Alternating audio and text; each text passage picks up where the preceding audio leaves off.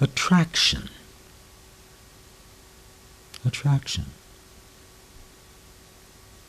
Has anyone out there in Podland experienced incredibly strong attractions for an individual of one's sexual orientation? For me, it's women. For women, it's men, in the general kind of traditional way of looking at things, but I absolutely don't accept that as any kind of universal standard. So anyway, if one experiences attraction in that sense, what is going on? Attraction per se, attraction is a phenomenon. But to pursue my question, I think there is such a thing as a very strong attraction at first sight. I was invited to a dinner party back in, I think it was June of 2019, and at that dinner party were 3 women to whom I had experienced that strong attraction. In fact, I would call it a love at first sight kind of a deal. But enough about me. Let's talk about attraction from a number of different angles. There is a book out there on Amazon and wherever fine self-help books are sold called Law of Attraction, The Basics of the Teaching of Abraham by Esther and Jerry Hicks. And their teaching, their thinking, all goes back to the New Thought movement, which began in the early 19th century. This New Thought movement was initiated by one Phineas Quimby. Does anyone have names like that anymore? It sounds like a Dickens character. So this movement, this philosophy, was initiated by Phineas Quimby, although the first time the term law of attraction appeared in print was in a book written by Madame H.P. Blavatsky, known best for her work on theosophy and for her mentoring of the great and wonderful Krishnamurti, who is always a source of interesting, inspiring, thought-provoking concepts and ideas. Another writer significant for the New Thought movement was William Walker Atkinson, who wrote under the names Yogi Ramacharaka, Theron Q. Dumont, Swami Bhakta Vishita, Magnus Incognito, etc. Now this philosophy, this movement, purports to be based on the accumulated wisdom and philosophy of a variety of different origins, such as ancient Greek, Roman, Egyptian, Chinese, Taoist, Vedic, Hindu, and Buddhist, and their related belief systems, primarily regarding the interaction among thought, belief, and consciousness in the human mind, and the effects of these within and beyond the human mind. So, to sum up, all of this leads back to the origins of Norman Vincent Peale. Maybe that name resonates in my mind somehow as something that I may have heard my grandmother talking about. But this is the power of positive thinking kind of a deal. And I don't put that down. I think positive thinking is extremely important. But that's this entire trajectory of thought addressed in the book, The Law of Attraction, and its various predecessors, as I have mentioned briefly here. Back to attraction as we think of it on a daily basis, and particularly with respect to attraction between women and men. What does it mean when a woman says, I find him attractive, I'm attracted to him? Or when a man says the same thing with the genders flipped. Or a woman says, I'm attracted to another woman, etc., etc. An article by Helen E. Fisher of Rutgers University and the Albert Einstein School of Medicine, appearing on the Dana Foundation's website, suggests that the attraction system, in humans termed, quote, passionate love, unquote, obsessional love, unquote, or infatuation, unquote, is characterized by increased energy and the focusing of attention on a preferred mating partner. In humans, attraction is also associated with feelings of exhilaration, intrusive thinking about the beloved. Note that. intrusive thinking about the beloved, and the craving for emotional union. Attraction, Dr. Fisher hypothesizes, is associated in the brain with high levels of the neurotransmitters dopamine and norepinephrine.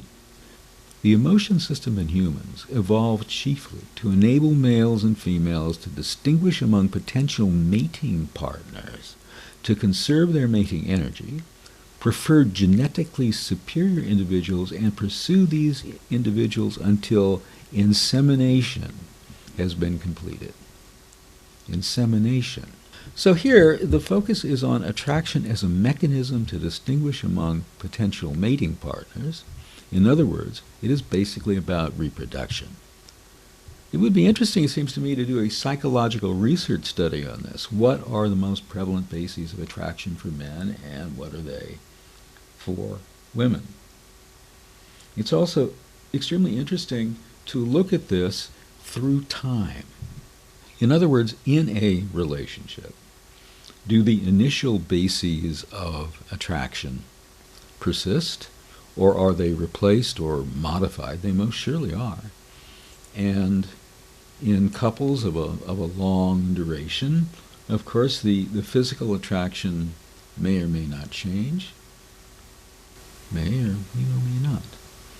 Does the individual who is in love and in a relationship with someone, does that individual look at her or his partner and see an earlier manifestation of that person, to see that person as they were when they were conceivably more attractive? It's interesting. Instead of turning to these various speculations, let's in fact review some of the psychological research which has in fact been done on the theme and subject of attractiveness. Real kind of research involving subjects, large populations of people, statistical evaluations and standard deviations and R's and all those things we used to talk about. I used to do this stuff for a living, and it was quite interesting, actually. As I may have remarked in the previous podcast, I was doing research actually on families of various configurations, traditionally married couples. Even we had some ménage à trois, things like that. We had a number of things like that, but psychological research interests me, so in fact I am now going to review the literature. Okay? Decades of research attest to the importance of physical attractiveness in person perception. Attractive people are evaluated more favorably by others and perceived as having more favorable personality characteristics, and are considered more desirable dating partners.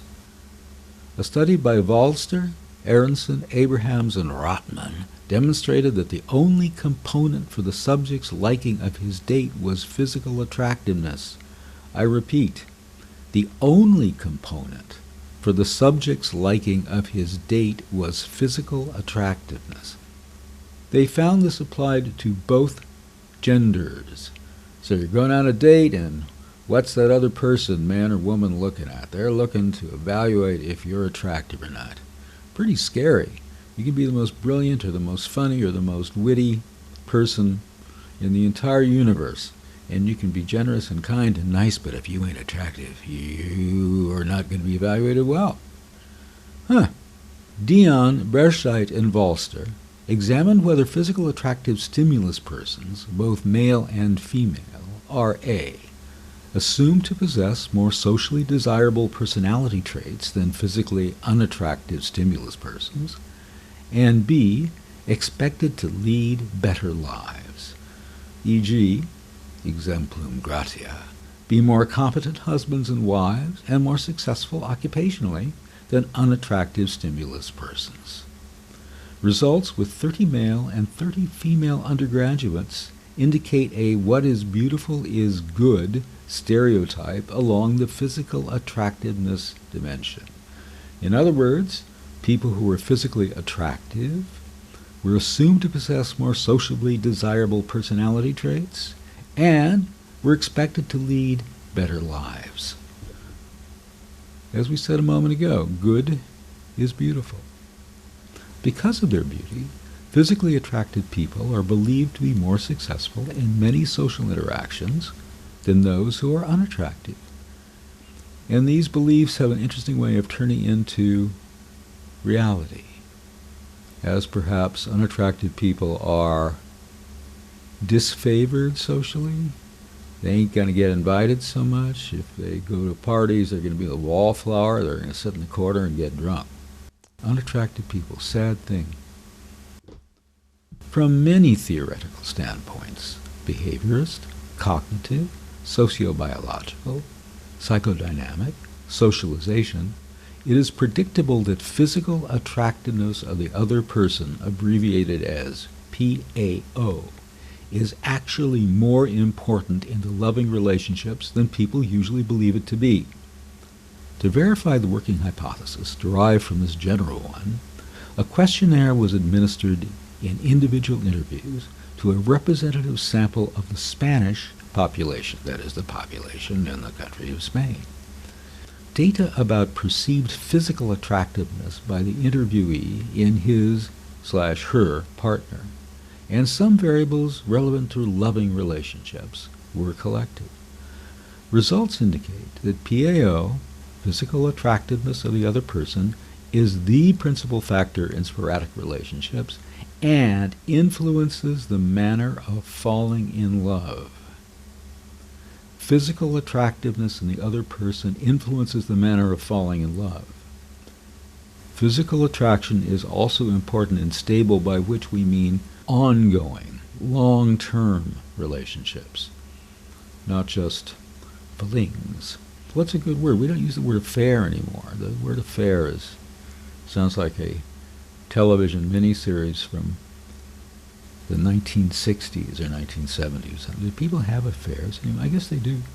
Brief relationships, experimental relationships, are just fun situations.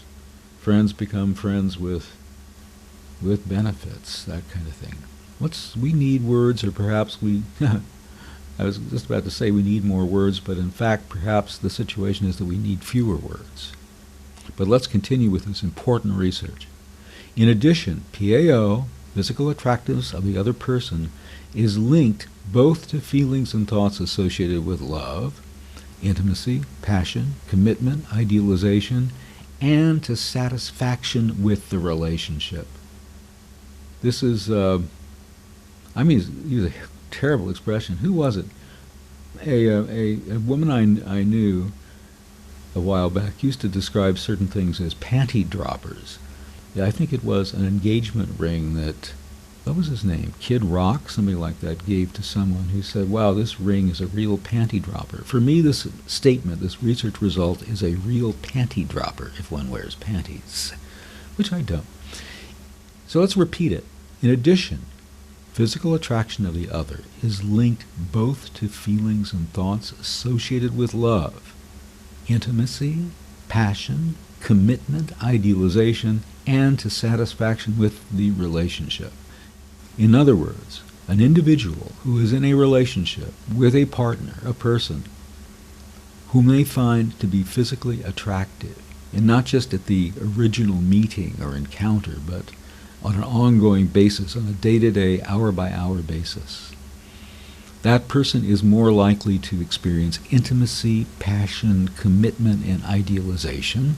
That is, to feel that their partner is in fact corresponding to their ideal. And physical attraction, ongoing, day-to-day, minute by minute, is key to the person's feeling of satisfaction with the relationship. You are more likely to feel satisfied in your relationship if you are with someone whom you find physically attractive. The next study we will consider examine the complex interrelationships among various static and dynamic components of physical attractiveness and their contributions to overall ratings of attractiveness and to the favorability of initial impressions. Two separate groups of undergraduate students, the usual subjects for these things, well, at least they're not using torturing animals in these experiments, a good thing about psychology most of the time. Two separate groups of undergraduate students completed a self-report measure of social and communication skills and were videotaped and photographed during initial encounters in a laboratory setting.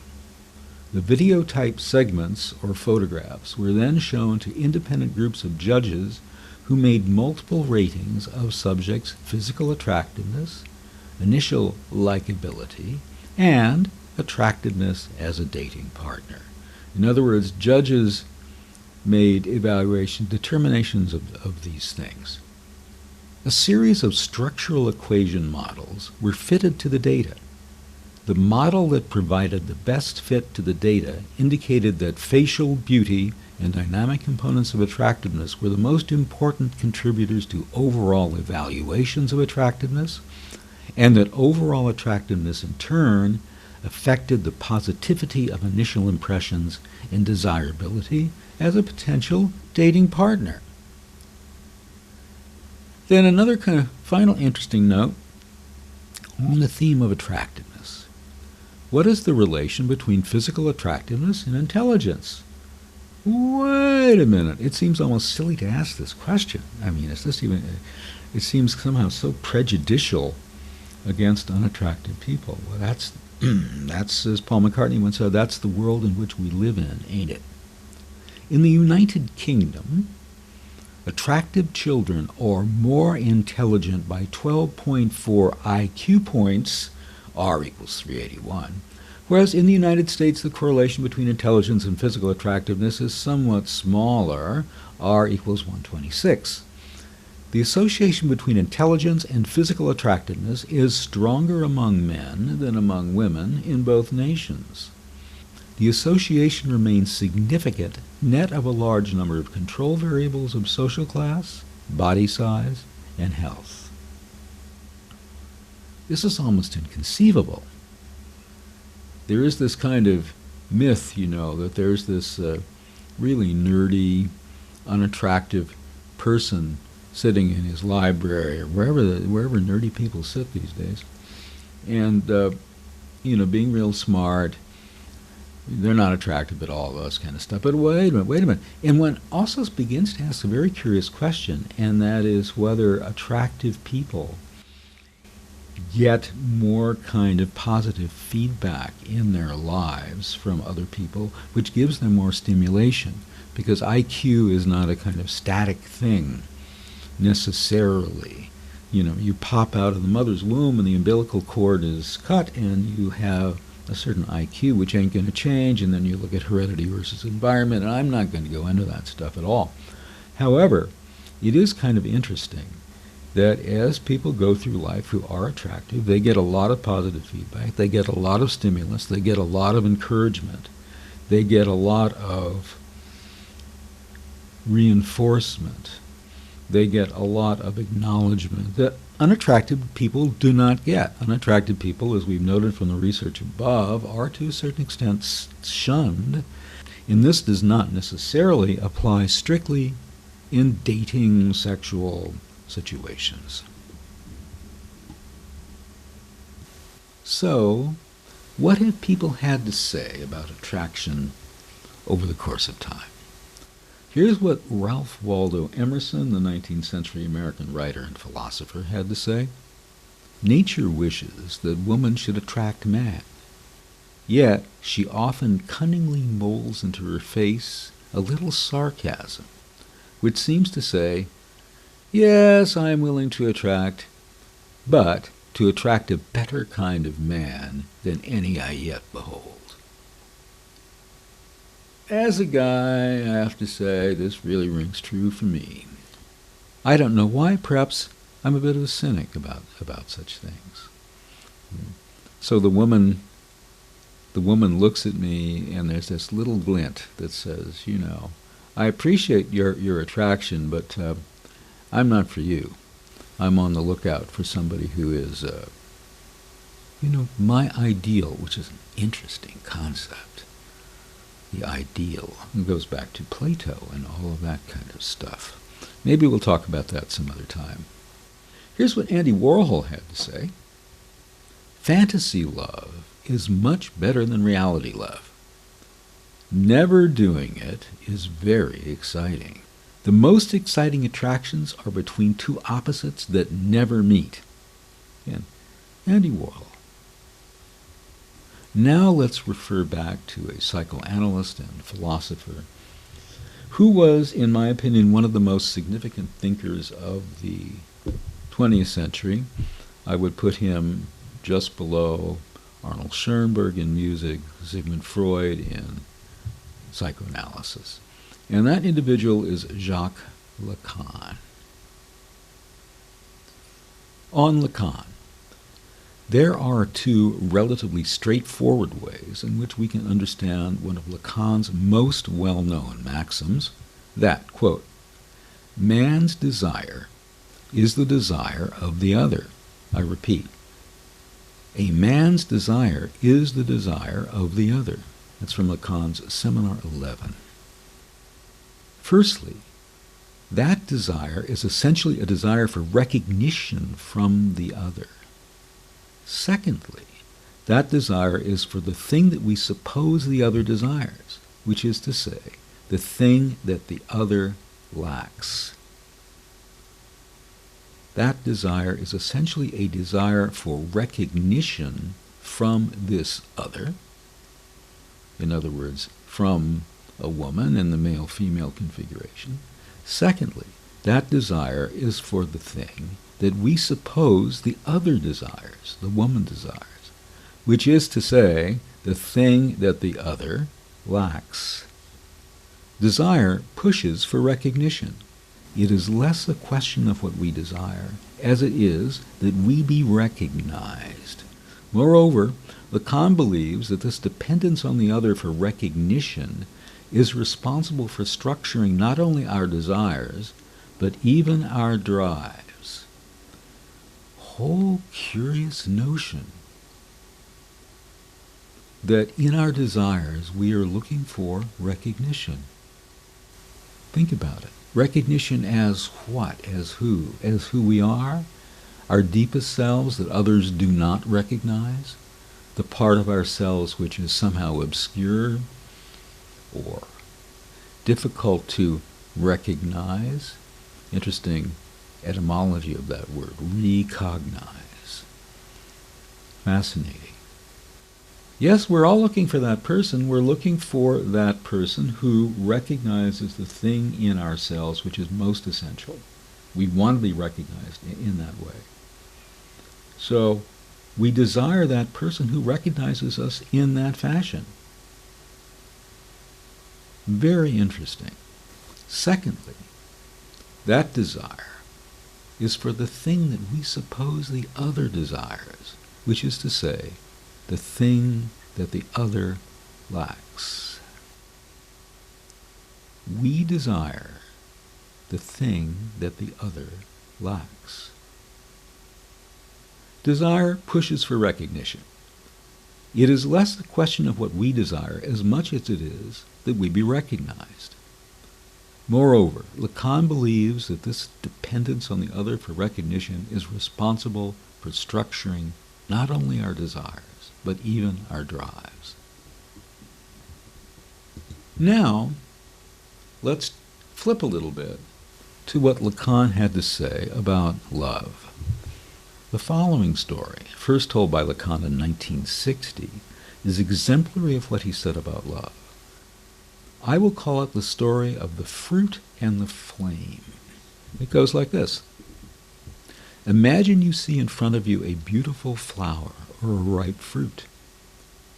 You reach out your hand to grab it, but at the moment you do, the flower or the fruit bursts into flames. In its place, you see another hand appear, reaching back toward your own. This is from Lacan's Seminar number 8. In this story is condensed all the things that interested Lacan about love. The themes that we can pull from it fueled his commentary on the subject over the course of 50 years of his work in psychoanalysis. 1. The suddenness, imminence, or surprise that marks the appearance of love. reflected here in the bursting into flames of the flower or fruit we reach for. Love is presented as a mysterious and extraordinary event, as if arising from nothing. Event. In this series of podcasts, we're often talking about events, a term essential to the philosophy of contemporary philosopher Alain Badiou, who was very much influenced by Lacan. There were the books Being and Nothingness by Jean-Paul Sartre. There was the book Being and Time by Martin Heidegger. And then there was the book Being an Event by Alain Badiou. And what Alain Badiou said is that what is essential about events is they open up new dimensions, they redefine things, they open up new horizons, new infinities for us. So when Lacan says something about love as a mysterious and extraordinary event rising as if from nothing, that's what Lacan means. Number 2, the relation of beauty to satisfaction. The flower or the fruit could be taken to represent the object of beauty and their anticipated taste or scent satisfaction. This opens the way to Lacan's distinction between the object of desire and the object of the drive. Point number 3. How in love the reach extends the grasp. Let me repeat that because it's extremely interesting. How in love the reach exceeds the grasp. Just as the flame bursts forth from the moment we reach for the object, whatever medium we use, words, images, or music, our representation of the loved object always seems to fall short of the experience of love itself. I repeat, our representation of the loved object always seems to fall short of the experience of love itself.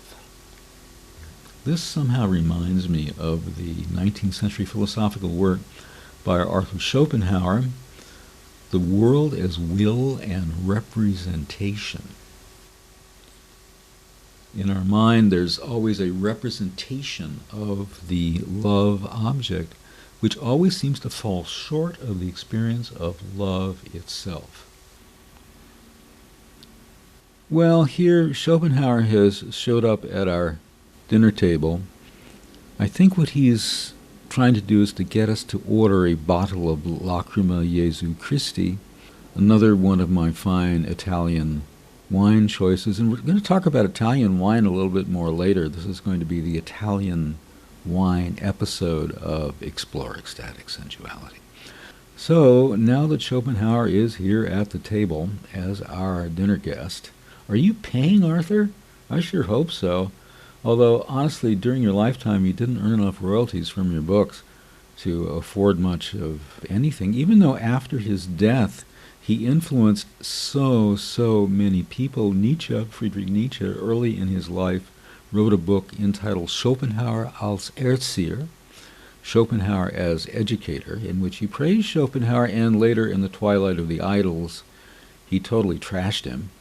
But he was very influential. For example, one of my favorite intellectuals of all times, the composer Arnold Schoenberg, owned in his library almost everything that Schopenhauer had written, whereas, I think rather wisely, he did not own anything by Immanuel Kant, nor did he own anything by Hegel.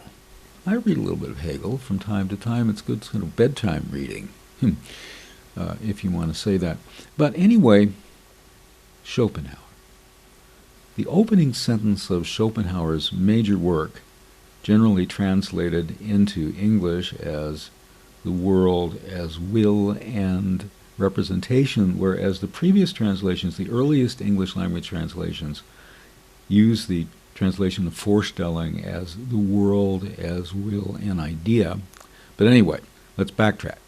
So the opening sentence of this book by Schopenhauer, Die Welt ist meine Vorstellung, the world is my representation. However, philosopher Richard Aquila has suggested that Vorstellung should be translated instead as presentation. The world that we perceive can be understood as a presentation of objects in the theater of our own mind. Schopenhauer argues that what does the presenting, what sets the world as presentation before one, is the cognizant subject itself, himself, herself. Therefore, each of us is the director, the set designer, and the cinematographer of the movie we are constantly viewing in our minds. We are always directing the show.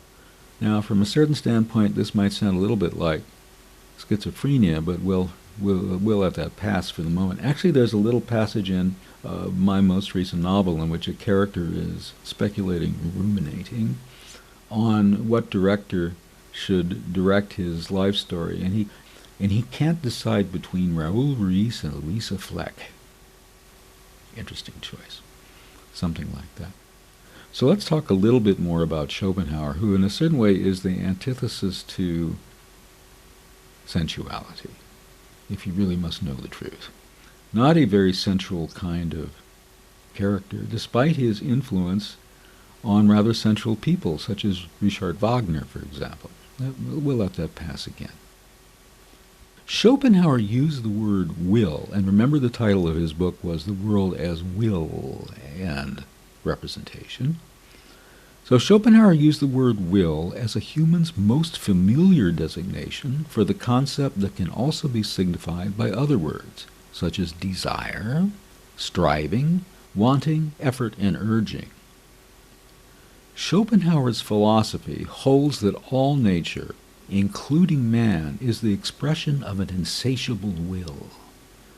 It is through the will, the in itself of all existence, that humans find all of their suffering. Desire for more is what causes this suffering. He argues that only aesthetic pleasure creates momentary escape from the will. Schopenhauer's concept of desire has strong parallels in Buddhist thought. Buddhist thought, the Vedas, etc., influenced him a lot, and he was actually one of the first Western thinkers, quote-unquote, who was in fact influenced by what we're going to term as Eastern thought. Buddhism identifies the individual's pervasive sense of dissatisfaction as driving, craving, roughly similar to what Schopenhauer would call it as the will to life. Both assert that remedies for this condition include contemplative, ascetic activities. However, Schopenhauer also believed that all phenomena embodies essential striving. Electricity and gravity, for instance, are described as fundamental forces of the will. So wait a minute. If all phenomena that we observe and that rule and control and that affect and impact the world embody this essential striving and are fundamental forces of the will, then why is the will such a bad thing? Why do we have to renounce the desires of the will, whereas those willing desires, if you will, are the great force of the universe? We'll contrast these notions with what Jacques Lacan had to say about desire, and he had a lot to say, in a few tender, cherished moments. Finally, of Lacan's points about love, which we're mentioning here, that are illustrated by this story, the narcissistic dimension of love. In place of the fruit or the flower, another hand appears, a mirror of our own. The poetic beauty of the story allows for many interpretations and commentators who all seem to disagree on Lacan's intention here. Fink believes the hand coming to reach our own shows the reciprocity of love. This is from Fink's book Lacan on Love. While Lieder, another commentator, stresses the fundamental asymmetry in the story, that your own hand is not reaching out for the other hand, but for the object. I repeat, the asymmetry of the story, and that is that your own hand is not reaching out for the other hand, but for the object. Jacques Lacan. Remember, as we brought up in the 2 episodes previous to this one, Lacan's very famous statement on love is giving what you do not have to someone who doesn't want it. We've talked about that quite a bit. This all makes me think just for a moment of the acquaintance. Remember my acquaintance? I think we began talking about him 2 episodes ago. He was the person who seemed to have issues with his relationships with women, and those issues had a lot to do with his feeling ultimately that women did not view him as a man, not only that his attractions to women were not reciprocated as he wished them to be reciprocated, but that he in fact was not even experiencing any notion that these women to whom he was strongly attracted, infatuated in point of fact, saw him as a man, dealt with his engendered masculinity at all. It just occurred to me that in one of our rare meetings, the rare meetings between my acquaintance and myself, he said something like, you know, I'm always attracted to women who are more attractive than I am. We've just reviewed the whole notion of attraction, desire, and love, so that complexifies things a little bit, so that's good. But he ended up sort of in the doldrums over this notion. What does one do? He's going through life, and he keeps being attracted to all of these women, not all of them, but a certain number, and strongly attracted. It's like the kind of love at first sight deal that I brought up at the very beginning of this little episode. What he said to me in this little conversation over a couple of glasses of something, I have no idea. He was very much into those Italian wines, which are good wines. I like them myself. But what he said was, I need to find a way to reorient my mind so that I can be attracted to women on my own level. But that would be a pretense. I would be pretending to be attracted to someone, and for what? I mean, here we are talking about physical attraction. Let's not, beat around the bush on that. He said, how is that an honest thing? How is it honest? And furthermore, what's the whole point of the thing? How can one live through one's life, or particularly commence a relationship with someone for whom one has little or no physical attraction? There's no spark. There's no zazazoom, a term we introduced quite a while back in this series. How does one do that? He said someone should write a book precisely for that purpose, to help unattractive people understand and master the skill of pretending to be attracted to people they weren't attracted to. This all seems rather sad to me. What to tell my friend? And at the end, after several glasses of this fine Lagrein. Lagrein is a wonderful Italian wine from the Alto Adige, Sud Tyrol, up in far north of Bolzano and those areas. Fabulous area. I was there once with a lady, alas. But up in that area there's a wonderful wine called Lagrein, which is, Lagrein is a grape, originally a very humble grape, grown in the monasteries up there. But over the long course of centuries, the grape was not hybridized, but as one does, one promulgates the reproduction of better and better tasting grapes until the wine has become something really marvelous and substantial and expensive. But anyway, we were drinking. I think we ordered a whole bottle of this wine, or he did. He was paying, which is a good thing. But anyway, he said maybe what it all comes down to is that the philosophy of life in terms of relationship should be know your place. Know your place. Accept it. self-acceptance. Self-acceptance. Self-acceptance contrasted with self-esteem or self-love, or those things that we like to think about as good psychological states or goals for one's psyche. Self-acceptance or self-love. A dichotomy. Yes, one must accept oneself in order to love oneself, but that's sort of not enough. And of course, as we mentioned a few moments ago, per Jacques Lacan, what the individual is looking for, what the male is looking for, what the woman is looking for, is that kind of recognition. But can, for example, the man get that kind of recognition from a woman to whom he feels no attraction? Well, I guess he can, but the whole thing becomes very, very difficult and becomes very, very discouraging. At least it was discouraging for my acquaintance, who's really gone off into the mists somewhere. He's wherever he ended up.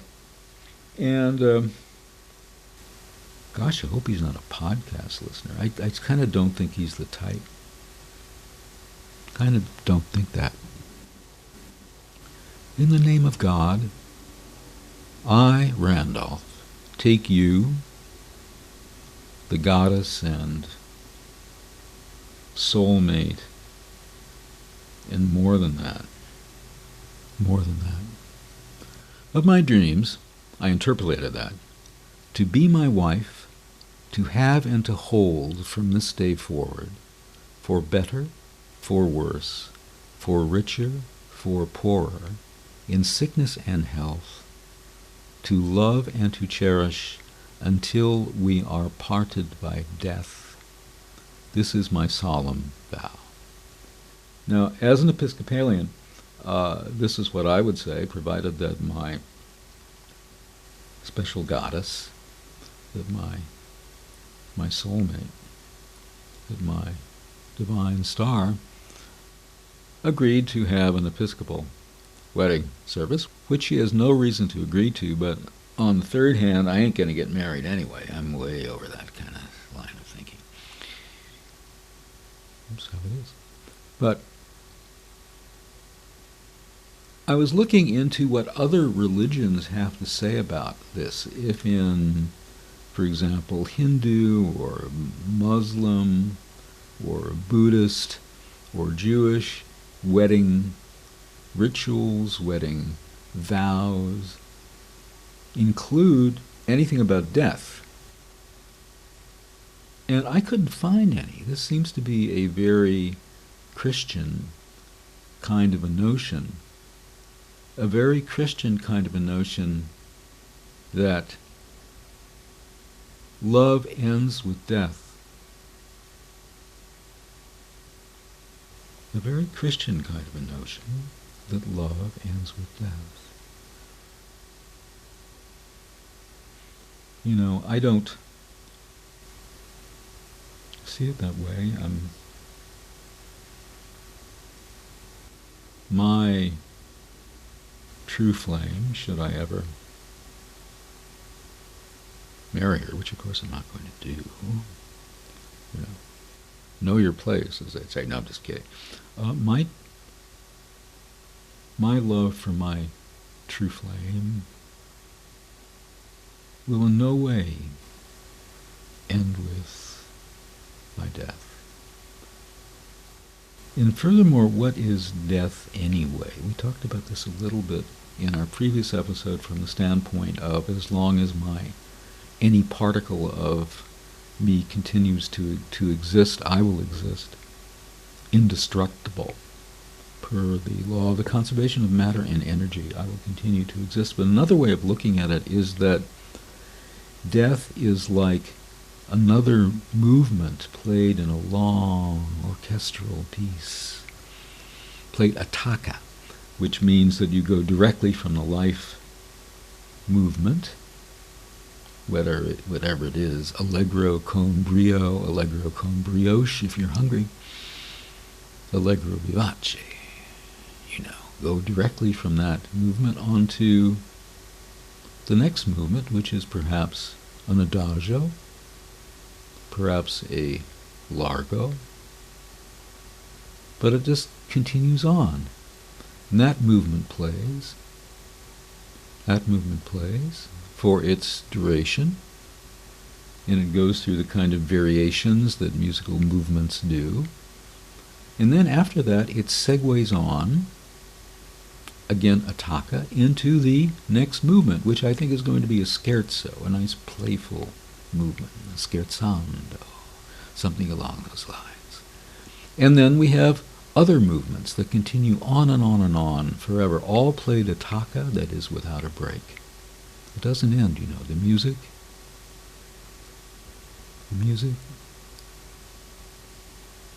the love is forever.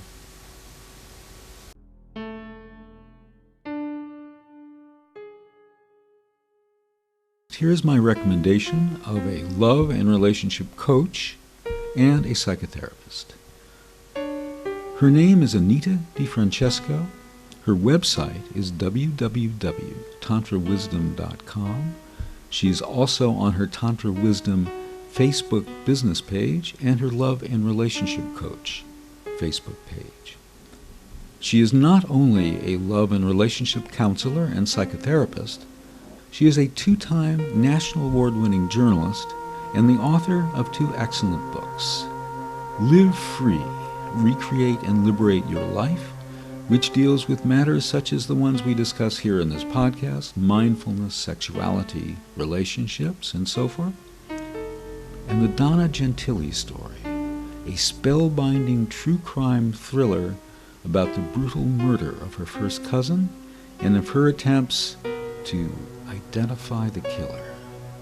Both of these books, Live Free, Recreate and Liberate Your Life, and the Donna Gentili story, are available on Amazon, or check her website.